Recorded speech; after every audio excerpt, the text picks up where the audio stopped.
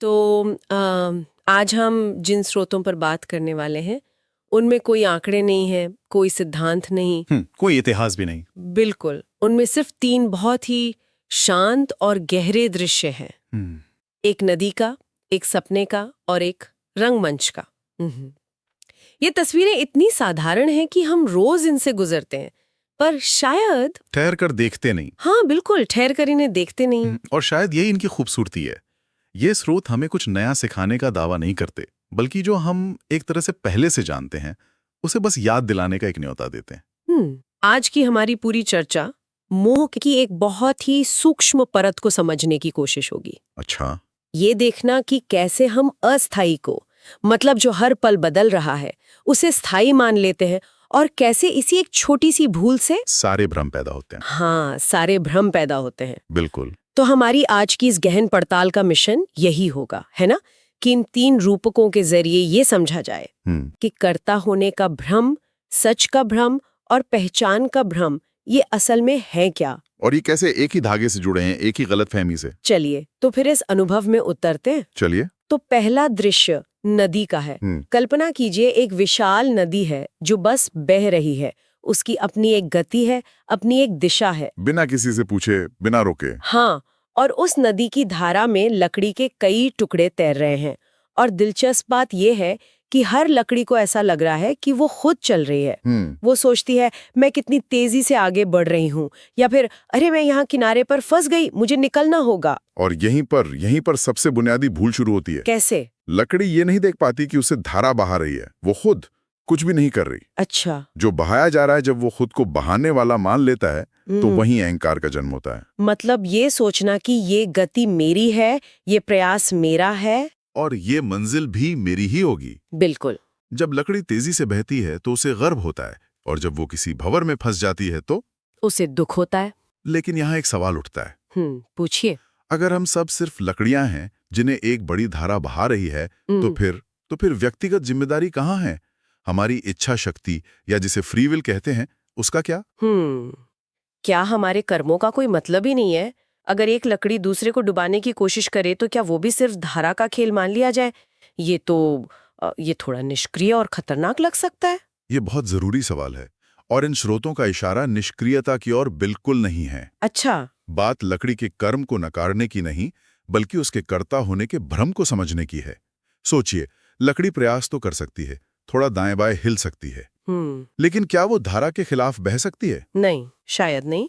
नहीं, उसका हर प्रयास धारा की शक्ति के भीतर ही संभव है। कर्तृत्व का भ्रम ये नहीं कहता कि कर्म मत करो, वो ये कहता है कि ये जानो कि कर्म करने की शक्ति भी उसी धारा से मिल रही है। अच्छा। अहंकार तब पैदा होता है जब लकड़ी उस पूरी धारा की शक्ति का श्रेय खुद ले लेती है। अच्छा, तो मतलब ये है कि जब हम सफल होते हैं तो हम कहते हैं ये मैंने किया। हाँ। लेकिन जब हम असफल होते हैं तो कहते हैं किस्मत खराब थी या हालात ने साथ नहीं दिया। हम धारा का श्रेय तो लेना चाहते हैं, पर जिम्मेदारी नहीं। बिल्कुल। और इसी आधे अधूरे सच से दुख पैदा होता है। जब 2 लकड़ियां टकराती हैं तो उन्हें लगता है कि किसी ने उनका रास्ता रोका है, जबकि वो तो सिर्फ धारा का एक मोड़ था। बस जो लकड़ी इस सच को समझ लेती है कि मैं बह रही हूं, बहा नहीं रही, वो हल्की हो जाती है। वो टकराने पर भी क्रोधित नहीं होती और अटक जाने पर भी निराश नहीं होती।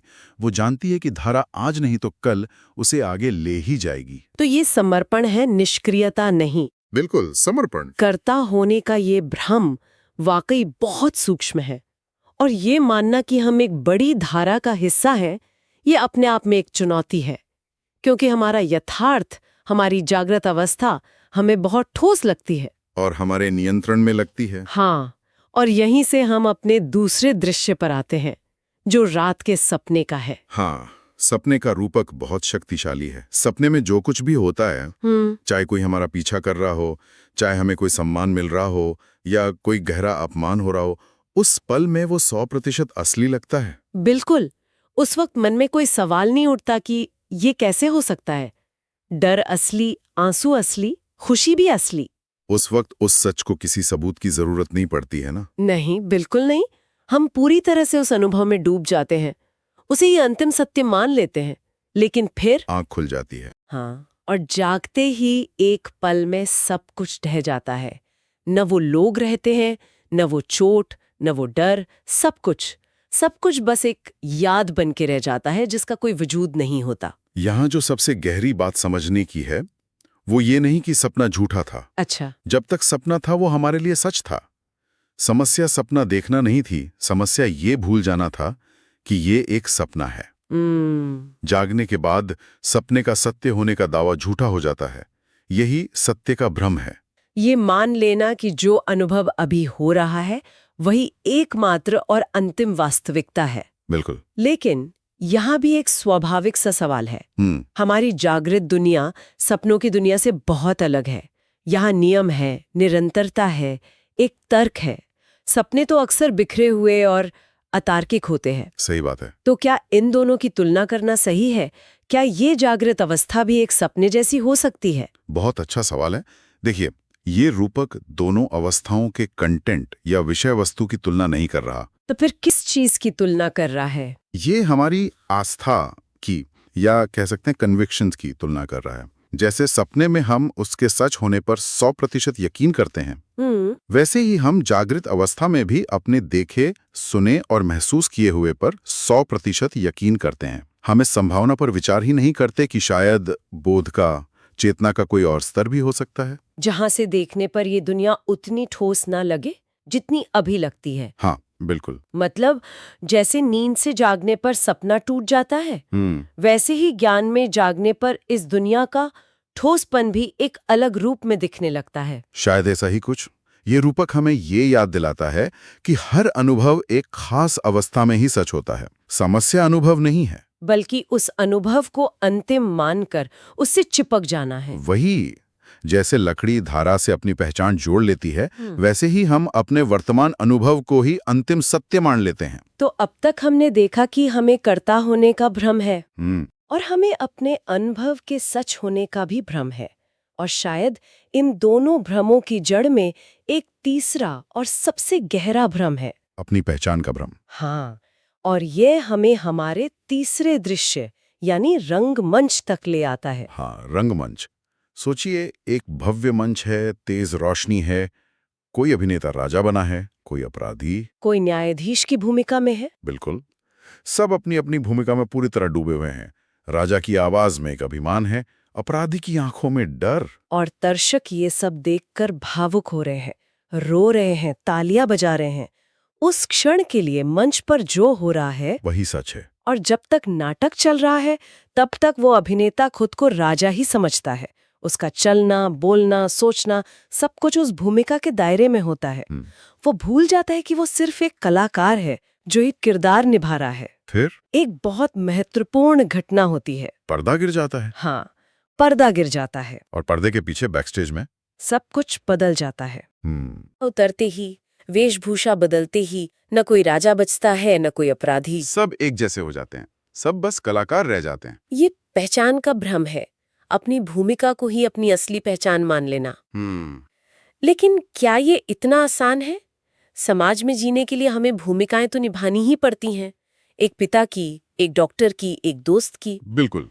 अगर हम अपनी भूमिकाओं से खुद को जोड़ेंगे ही नहीं तो क्या हम जिम्मेदारियों से भाग नहीं जाएंगे?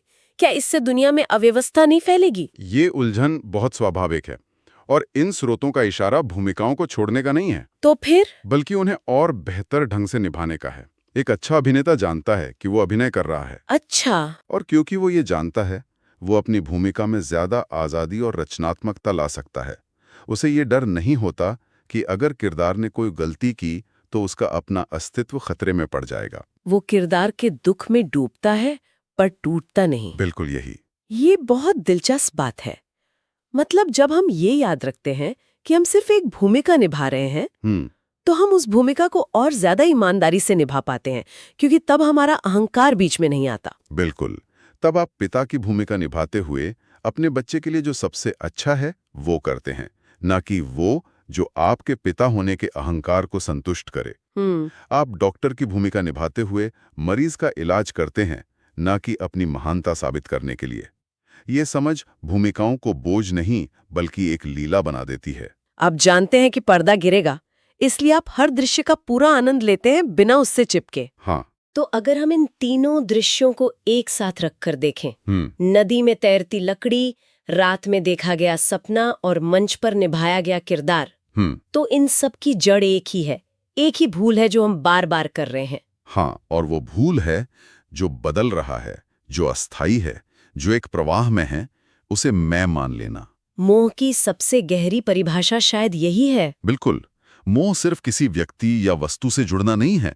मोह है जो क्षणभंगुर है, उसे अंतिम सत्य समझ लेना। जो गुजर रहा है उसे अपना स्वरूप मान लेना ही मोह है। हाँ, नदी की लकड़ी धारा के प्रवाह को मैं मान लेती है, सपने देखने वाला सपने के पात्र को मैं मान लेता है, और मंच का कलाकार अपनी भूमिका को मैं मान लेता है। इसका मतलब ये कोई पलायन या जीवन से भागने का संदेश तो नहीं है। नहीं, ये संसार को छोड़कर कहीं जाने की बात नहीं कर रहा। बिल्कुल नहीं। ये तो संसार में और गहरी कुशलता से जीने की कला है। ये बस एक स्मरण है, एक याद। बहते हुए धारा को याद रखना, सपना देखते हुए जागरण की संभावना को याद रखना, और अपनी भूमिका निभाते हुए इस बात को याद रखना कि एक दिन पर्दा गिरेगा। हाँ, जो ये याद रखता है वो इस संसार में रहता है पर भारी नहीं होता। वो कर्म करता है पर कर्ता के अहंकार में नहीं फंसता। वो रिश्तों को निभाता है पर उनमें कैद नहीं होता, क्योंकि उसे पता होता है कि सब कुछ प्रवाह में है। लकड़ी को अंत में समुद्र में मिलना है, सपने को टूटना है, और किरदार को पर्दा गिरने पर मिट जाना है। कुछ भी स्थायी नहीं है, और जो स्थायी नहीं है वो मैं कैसे हो सकता है? यही सबसे बड़ा सवाल है, और इसी सवाल में जवाब भी छुपा है। जब ये समझ आने लगता है कि जो बदल रहा है मेरा शरीर, मेरे विचार, मेरी भावनाएं, मेरी भूमिकाएं, वो मैं नहीं हूं, तो पहली बार शांति का अनुभव होता है। तब आप उस चीज के प्रति सजग होते हैं जो इस सारे बदलाव को देख रही है। वो साक्षी जो हमेशा से था, है और रहेगा। तो अंत में सार बस इतना है कि नदी बहती रहे, सपने आते जाते रहें, और मंच पर नाटक चलता रहे। इन प्रक्रियाओं में कुछ भी गलत नहीं है। ये जीवन का स्वभाव है। बस एक गहरी समझ, एक स्मरण बना रहे कि जो बदल रहा है वो मैं नहीं हूं। ये यात्रा बाहर कुछ पाने की नहीं, बस इस एक स्मरण में गहरे उतरने की है। जिस दिन ये याद पक्की हो जाती है, उसी दिन मोह का भ्रम टूट जाता है। आज की ये बातचीत हमें एक बहुत ही गहरे सवाल पर छोड़ जाती है। शायद दिन भर में ये सोचने की जगह कि मैं कौन हूं, ये देखना ज्यादा उपयोगी हो सकता है कि हमारे अनुभव का कौन सा हिस्सा नदी की लकड़ी जैसा है, कौन सा सपने जैसा, और कौन सा मंच पर निभाई जा रही भूमिका जैसा है। बिल्कुल। और शायद इससे भी गहरा सवाल ये है कि वो कौन है जो इन तीनों को देख रहा है।